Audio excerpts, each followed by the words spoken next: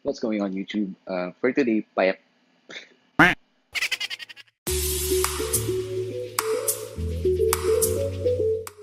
magandang araw YouTube family.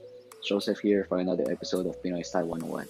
So since hindi pa tapos yung improvements na ginagawa ko to give you guys a better quality of my videos, today papakita ko sa inyo kung paano mag-paint ng backdrop for your video. Nakikita kasi natin marami pang mga imperfections dun sa likod ng kung saan ako nag-film, and syempre mas visually appealing for the viewers na maayos yung kulay niya. So, wait lang.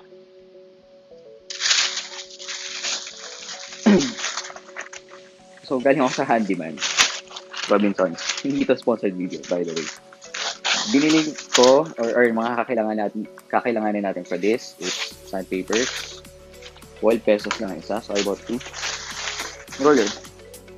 For painting, it's 75 pesos lang. A brush para dun sa mga gilid-gilid, no? Para mas pulido. I think it's 27 pesos. Masking tape, 55 pesos para magkaroon tayo ng clear boundaries kung saan lang tayo mag-paint. And syempre, paint. So this one is from Davis. Actually, wala silang nire-retail yung ready mix na or yung pre-mix na tinatawag na mabibili mo kaagad. So nagpatimpla pa ako sa kanila. This will cost you around 250 pesos. Good enough for siguro mga yung total na backdrop mo. Siguro mga 2 pinto. Pwede na to. So, ulit. Ita-timelapse ko na lang para makita nyo how I paint the backdrop. Last but not least, guys, basahan. Hindi, joke. Old tool.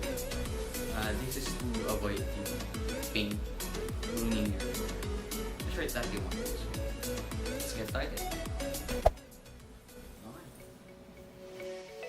So again guys, don't forget to put masking tape dun sa mga areas na ayaw mong tamaan ng paint, like yung wall, hinges, and yung flooring. Plus, kung meron kayong mga electrical outlets, etc. So, this only shows na you can have your own studio for YouTube sa sarili mong kwarto.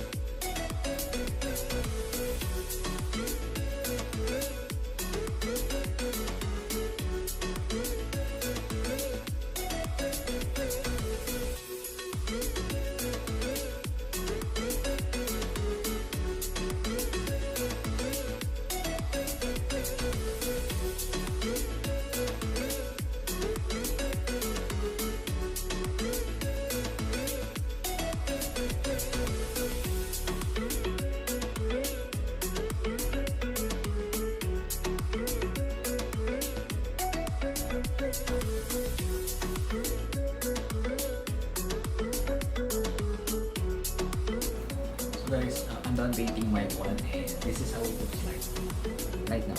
Pero I turned on LED light facing my face. Ito siya. Hindi ko na turn on mga lights para makita nila yung pamilya niya. Pagka naka-on na lahat ng lights. It's not so bad. It's a good backdrop. Alright. So dahil pawis na ako, kailangan ko muna mag-shower before filming another video. See ya. So, yun na nga guys. Nakita nyo naman yung difference from my first few videos na actually, I think it's yung ISO daw na para adjustment pag nag-film ka. Pag masyadong mataas, grainy yung footage. Na-experience ko yun.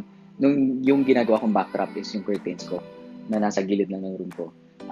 Problema naman nung nag-change ako ng backdrop into a white colored background as you saw earlier, parang hindi ganun ka-sharp yung pag-render ng mga images or ng video mismo. So, nag-check ako sa mga YouTubers na pina-follow ko, which is si Alpha M and si Teaching Men's Fashion. So both of them are actually using somewhat grayish color, which I also chose na ginawa ko kanina, pinint ko siya. Ang maganda dito sa paint na ginamit ko, actually it doesn't matter kung anong brand, kung Davies or Nippon or Boysen. Yung water-based paint for a concrete wall, hindi siya mabaho pag naamoy mo siya. So kahit paint mo siya the same day, tulugan mo yung kwarto mo, hindi siya amoy gas. Key things to remember when painting your wall, just make sure na, pakita ko sa inyo, yung pinaglagyan ng masking tape, yun. Maglagay ka lang ng masking tape for borders para hindi lalagpas. Akala ko nalagay ko camera. Parang, you have to make sure na hindi lalagpas doon sa pagpipinturahan mo. Tapos, apply around 2 to 3 coatings. First coating, it's not gonna be perfect. Huwag mo madaliin, huwag mo masyadong kapalan kasi it's gonna tend to be flaky.